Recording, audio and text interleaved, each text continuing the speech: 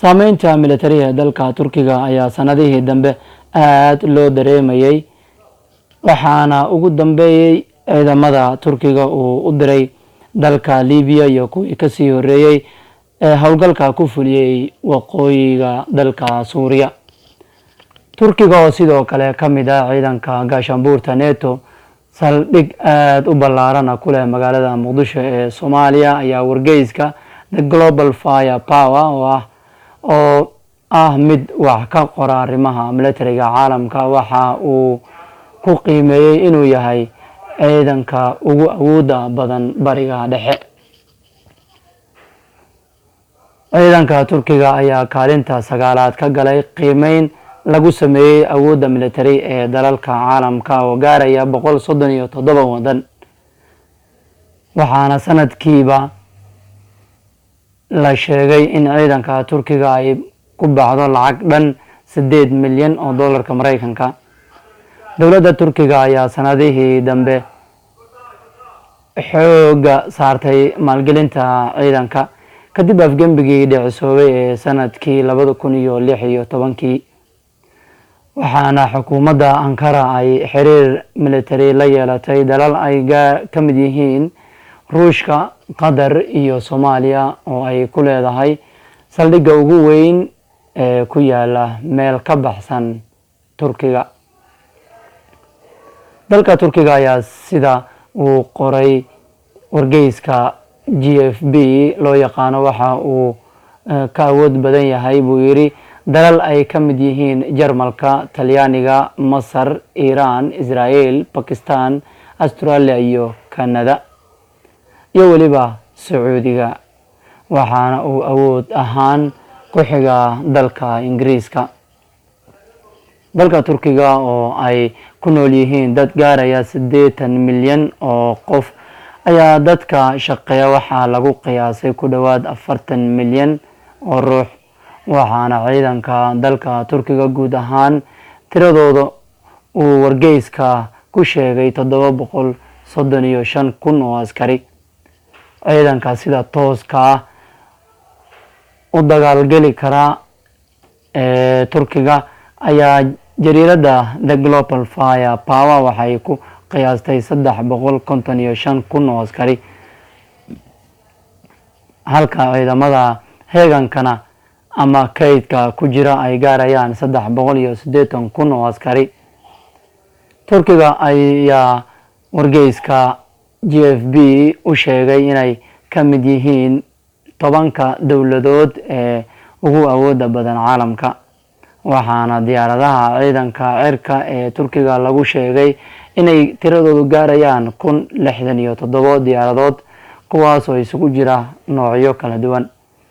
diyaaradaha dagaalka ee ciidanka Turkiga ayaa tiradoodu waxay gaaraysaa baa lagu yidhi 207, halka kuwa wax duqeeya ay iyaguna gaarayaan 207. diyaaradaha xamuulka ee militariga Turkiga ayaa gaaraya 87 diyaaradood, halka kuwa lagu tababaro ciidamada cirkana ay gaarayaan 289 diyaaradood.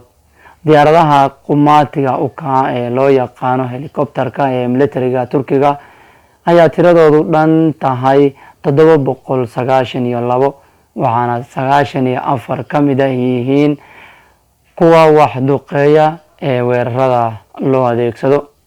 sidoo kale Turkiga ayaa dhowaan dalka Ruushka ka soo iibsaday gantaalada difaaca cirka ee loo yaqaano S-400, kuwaas oo uu farsameeyay Ruushka si casri ahna loo farsameeyay. ciidanka dhulka ee militariga Turkiga ayaa kaalinta 7aad waxa ay ka galeen ciidamada ugu awoodda badan ee caalamka. taangiyada dagaalka ee Turkiga ayaa gaaraya 3,200, halka baabuurta gaashaaman ee dagaalkana ay gaarayaan 9,500 oo baabuur. ciidanka Turkiga ayaa sidoo kale leh madaafiicda goobta ee loo yaqaano artilleriga oo gaaraya 1,120,350 oo ah hubka ay Soomaalidu u taqaano BM-ka iyo noocyo kale oo ah madaafiic casri ah kuwaas oo iskood u dagaalgari kara, tiradooduna ay gaarayso 1272. madaxweynaha Turkiga Rajab Tayyip Erdogan ayaa toddobaadyo ka hor daaha ka rogay gujiskii ugu horreeyay ee lagu farsameeyo gudaha waddankaasi, waxaana uu sheegay in kuwo kale oo badan ay ka shaqaynayaan sameyntooda. ciidanka badda ee Turkiga ayaa leh 34 maraakiib oo lagu ilaaliyo xeebaha dalkaasi, 12 gujis, 16 maraakiibta dagaalka iyo 11 oo ka mid ah maraakiibta ka hortaga minooyinka lagu aaso badda hoosteeda. ciidanka badda ee Turkiga ayaa sidoo kale leh maraakiib loogu magac daray Peninsula of Anatolia, kuwaas oo ah markab xambaara diyaaradaha dagaalka. madaxweyne Erdogan ayaa sheegay in marka la gaaro sanadka 2022 ay si toos ah u howlgelin doonaan gujiska lagu farsameeyay gudaha Turkiga. gujiska ayaa awood u yeelan doona inuu howlgallo ka fuliyo meelo aad u fogfog. gobolka Global Fire Power ayaa sidoo kale soo bandhigay 10 dal ee military ahaan caalamka ugu awooda badan, waxayna kala yihiin Mareykanka, Ruushka, Shiinaha, Hindiya, Faransiiska, Jaban, Kuuriyada Koonfureed, Britain